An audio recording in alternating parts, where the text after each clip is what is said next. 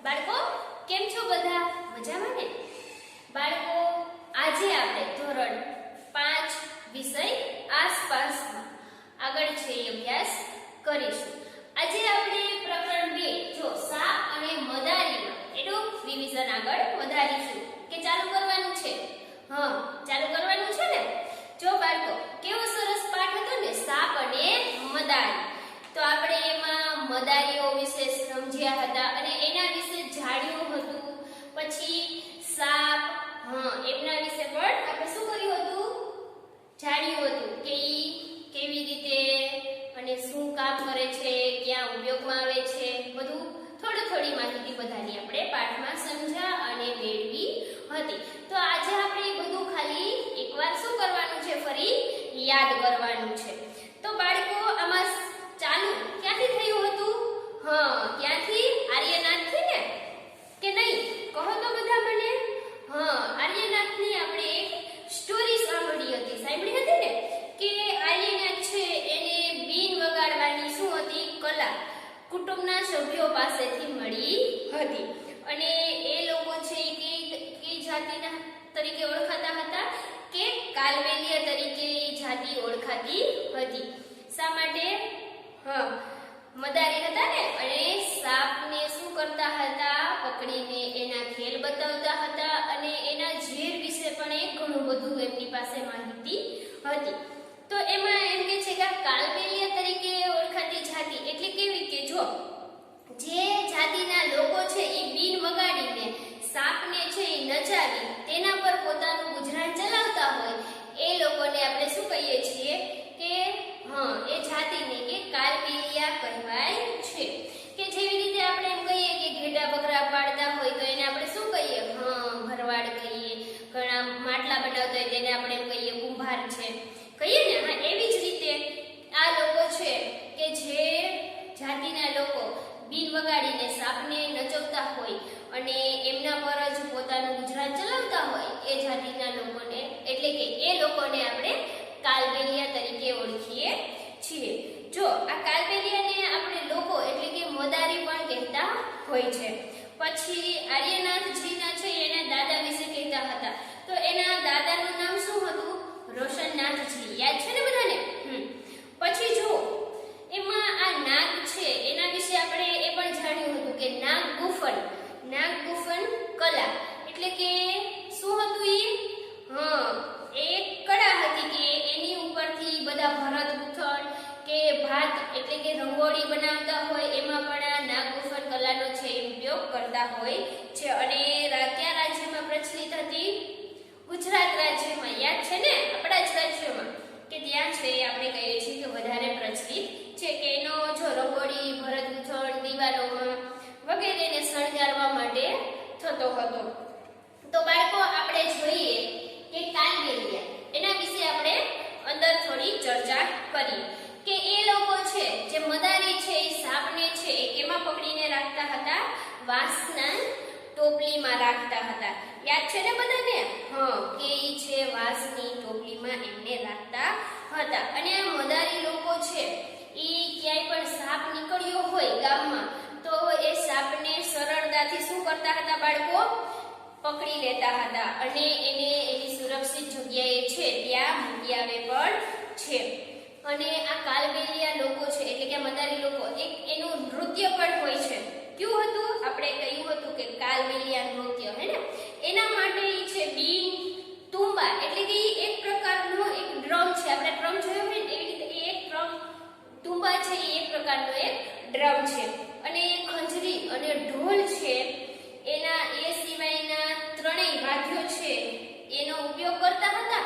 અને જો બીજું કે ખંજરી અને ઢોલ સિવાયના બીજા ત્રણેય વાદ્યો એટલે ક્યાં બીન તુંબા ખંજરી એ બધાનો ઉપયોગ કરતા. અને એને શેમાંથી બનાવતા હતા? સૂકવેલી દૂધી હોય છે એમાંથી એ બનાવતા હતા. અને એ લોકોની એક પરંપરા હતી. યાદ છે તમને બધાને? કઈ પરંપરા હતી? એક રિવાજ કહીએ તો પણ ચાલે કે દીકરીના લગ્નમાં સાપ છે ઈ ભેટમાં આપતા હતા. યાદ છે ને બધાને કે ભૂલી ગયા? સરસ બાળકો. જો એ લોકો બધા છે અલગ અલગ રીતે સાપને છે શું વગાડીને બીન વગાડીને નચવતા અને એના પર પોતાનું ગુજરાન ચલાવતા. અને જો કોઈને સાપ કરડ્યો હોય અને એમની પાસે સાપ વિશેની ઘણી બધી માહિતી હોય, તો સાપ કોઈને કરડ્યો હોય તો એનું ઝેર છે એ ફટાફટ પોતાની પાસે ઉપચાર હોય એનાથી એ ઉપચાર કરીને સાપનું ઝેર છે એને ઉતારી નાખતા હતા અને ગામ લોકોની મદદ પણ કરતા હતા અને એમને સમજાવતા પણ કે કયો સાપ છે જેનાથી આપણે ડરવાની જરૂર નથી, કે એ આપણને કાંઈ કરશે નહીં. અને આમ પણ આપણે જોઈએ તો સાપ છે એ ઘણીવાર ઘણી બધી જગ્યાએ નીકળતા હોય. જો આપણે હેરાન ના કરીએ અને એની રસ્તેથી ચાલ્યા જતા હોય તો એ છે એ કોઈને હેરાન નથી કરતા, પોતાને રસ્તે જ વયા જાય છે. આપણને કરડવા એ પાછા વળીને આવતા નથી. આપણે એને જો હેરાન કરીએ તો એ તરત જ ખૂણ ચડાવીને આપણને કરડવા આપણી પાછળ આવી જશે. પછી બાળકો આ જે સાપ છે એ ખબર છે ને કોનો મિત્ર કહેવાય છે? ખેડૂતનો મિત્ર કહેવાય છે. શા માટે? જો ખેતરમાં સાપ નીકળ્યો હોય ને તો છે આ લોકો પકડવા જતા, પણ સાપ છે એ ખેડૂતનો મિત્ર એટલા માટે કહેવાય છે. શું કામ? કે ખેતરમાં જો ઉંદરો થયા હોય તો આ સાપ છે એ ઉંદરને ખાઈ જાય છે. એટલા માટે આ સાપ છે એ ખેડૂતનો મિત્ર પણ કહેવાય છે. જો ઉંદરો છે એ પાકને શું કરતા હોય છે? નુકસાન કરતા હોય છે.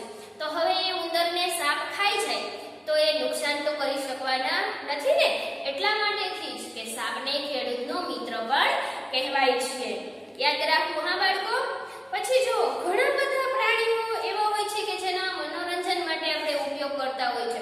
ક્યારેક આપણે બાગમાં જઈએ તો કેટલા બધા પ્રાણીઓ હોય છે, એને પણ પોતાની રીતે જંગલમાં ખુલ્લી જગ્યામાં હરવા ફરવાની ઈચ્છા થતી હોય અને એને પણ એ હરવા ફરવાની છૂટ હોવી જોઈએ ને. અને એને આપણે શું કરી દઈએ? પાંજરામાં કેદ કરીને ઝૂમાં છે ઈ રાખીએ. તો એવું કરવું જોઈએ? ના કરવું જોઈએ ને. વિચારો છે એની જગ્યાએ આપણને પાંજરામાં રાખી દીધા હોય તો કેવું થાય?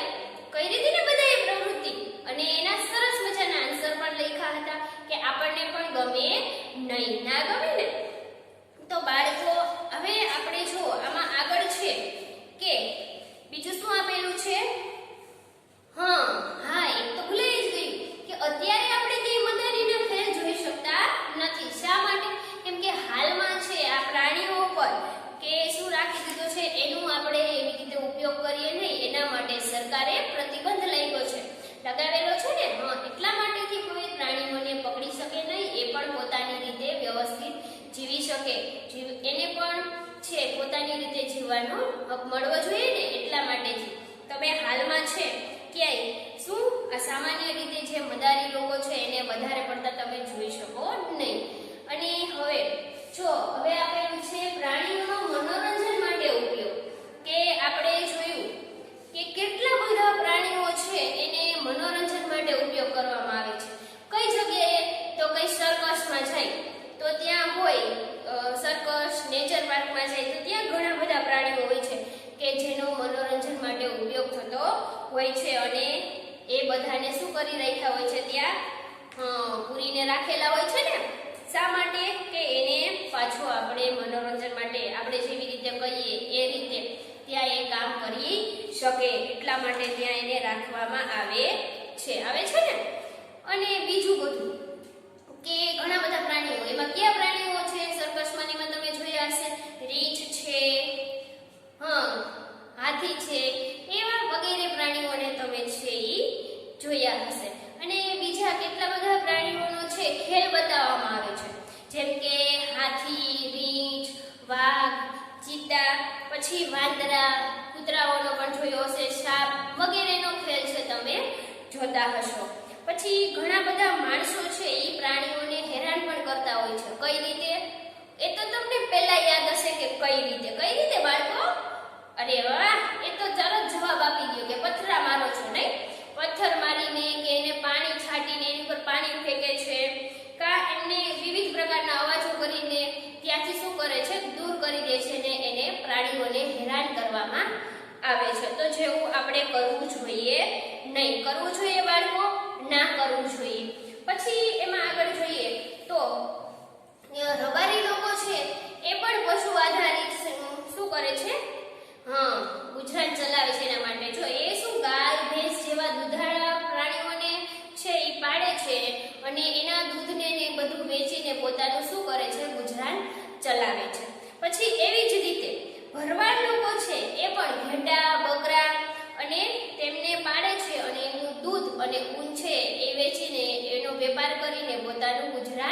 ચલાવે છે.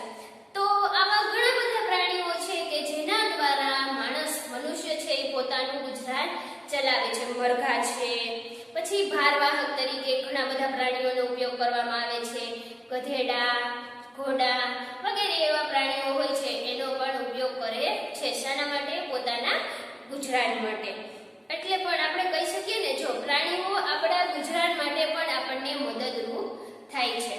અને હવે આગળ જોઈએ તો સાપ. હવે આપણે ઘણા બધા સાપ વિશે માહિતી મેળવી હતી, યાદ છે ને? સાપ વિશે માહિતી મેળવી હતી કે ના મેળવી હતી? કયા કયા સાપ હતા? કોબરા છે, કાળોતરો, ખડચિતર, ફુરસા, એવા આપણે એ સાપ વિશે માહિતી મેળવી હતી. યાદ છે ને બધાને? જો આપણા દેશમાં ઘણા બધા પ્રકારના સાપ છે અને એ જોવા પણ મળે છે. તો તેમાંથી માત્ર 4 પ્રકારના સાપ છે ને એ ઝેરી છે. 4 પ્રકારના સાપ છે. પહેલા તો એક કોબરા, એટલે કે આપણે જેને નાગ કહીએ છીએ. પછી બીજો છે કાળોતરો, પછી રસેલ વાઇપર એટલે કે ખડચિતર, અને સૌથી છેલ્લે કહીએ કે ફુરસા. એ છે એટલે એનું નામ શું છે? સોસ્કેલ વાઇપર. એ છે એ સાપ શું છે? ઝેરી છે. આ 4 પ્રકારના. અને બાળકો, આ જે સાપ છે તેના 2 પોલા દાંત હોય છે અને જ્યારે એ આપણને કરડે છે ને ત્યારે તેના એ દાંતમાંથી એ ઝેર હોય છે એ આપણા શરીરમાં એટલે કે માણસના શરીરમાં પ્રવેશ કરે છે. હવે સાપના કરડ્યા પછી બચવા માટેની દવા હોય છે ને, ઘણી બધી અલગ પ્રકારની દવા હોય છે. હવે સાપના ઝેરમાંથી જ આ દવા બને છે. સાપનું જે ઝેર હોય છે એમાંથી જ આપણને એની દવા બનાવે છે. આપણે ઘણીવાર તમે આ કહેવત સાંભળી હશે, ઝેર ઝેરને જ કાપે, અને ઘણા બધા અત્યારે વાપરે પણ છે. એમ કે જે આ ઝેર છે એ ઝેર ઝેરને જ કાપે, એના સિવાય એનો બીજો કાંઈ ઈલાજ નથી.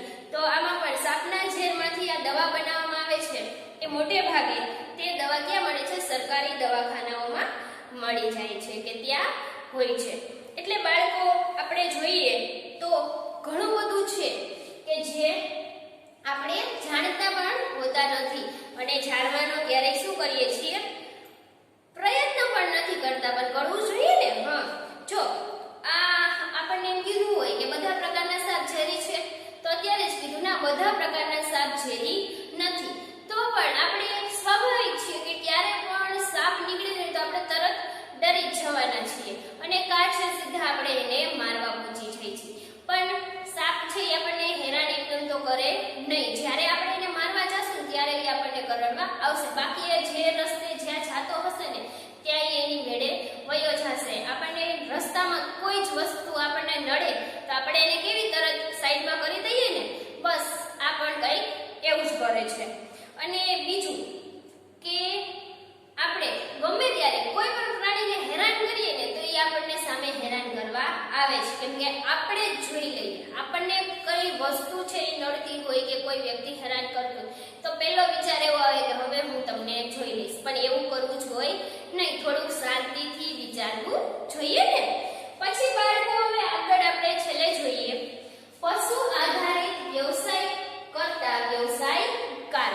એટલે કે પશુ આધારિત વ્યવસાય કરતા વ્યવસાયકારો વિશે આપણે થોડું જાણીએ.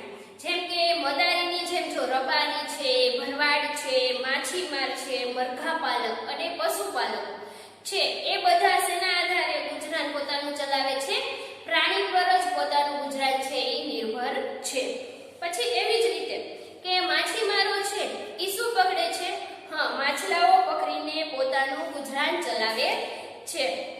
અને રબારી લોકો છે એ ગાય ભેંસ છે એના જેવા કે ગાય ભેંસ જેવા દુધાળા પાલતુ પ્રાણી પર પોતાનું શું કરે છે? ગુજરાન ચલાવે છે. હવે બાળકો, અહીંયા જુઓ, ખેડૂતો છે એ પણ પોતાને ત્યાં કેટલાક બધા પશુઓ પાડે છે, જેવા કે ગાય, ભેંસ, બળદ, એમને છે એ પાડે છે. પછી શું કહે છે કે ભારવાહક તરીકે ક્યાં કીધા મેં? ઘોડો, ગધેડો કીધું ને. હવે એના સિવાયના હાથી છે, બળદ છે, ઊંટ છે, એ પણ છે એ ભારવાહક તરીકે શું થાય છે? એમનો ઉછેર કરવામાં આવે છે કે એ વસ્તુને એક જગ્યાએથી બીજી જગ્યાએ માટે. અને બાળકો, તમને ખ્યાલ છે ને, પ્રાણીઓને રાખવા માટે પણ અલગ વ્યવસ્થા હોય છે. શું હોય છે?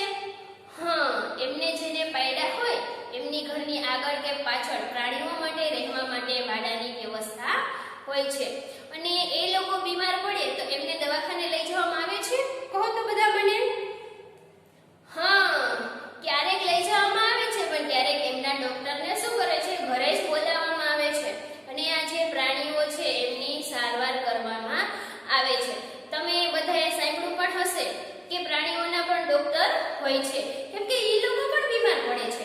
જેવી રીતે આપણે બીમાર પડીએ તો એ પણ પડે છે, તો એમના માટે પણ ડોક્ટર હોય છે કે જે એમની તબિયત છે એનો ઈલાજ કરીને વ્યવસ્થિત એકદમ સારી કરી દે અને એ પ્રાણી છે એ પણ પાછું શું થઈ જાય, એકદમ મસ્ત તંદુરસ્ત. તો એમના માટે પણ ડોક્ટરો હોય છે અને જે છે એ પ્રાણીઓનો ઈલાજ કરે છે. તો બાળકો, આ થયું આપણે પ્રકરણ 2 સાપ અને મદારીનું રિવિઝન. તો આશા છે કે તમને બધા જ ટોપિક જે યાદ હતા અને જે ભૂલાઈ ગયા હતા એ ફરીથી પાછા એકવાર સરસ મજાના વ્યવસ્થિત રીતે તમને યાદ આવી ગયા અને હવે ભૂલશો નહીં. તો બાળકો, આપણે ફરી મળીએ ત્યાં સુધી બધાએ વ્યવસ્થિત રીતે શું કરવાનું છે, આ રિવિઝન છે એ એકવાર વાંચવાનું છે અને યાદ પણ રાખવાનું છે. એટલે શું થશે, તમને મજા આવી જશે કે વાહ, હવે તો આ પાઠ આપણને એકદમ યાદ રહી ગયો. ગમે ત્યાંથી કોઈ પણ પ્રશ્ન આવે તો પણ મને આવડી જશે. તો ચાલો પાછા મળીએ ત્યાં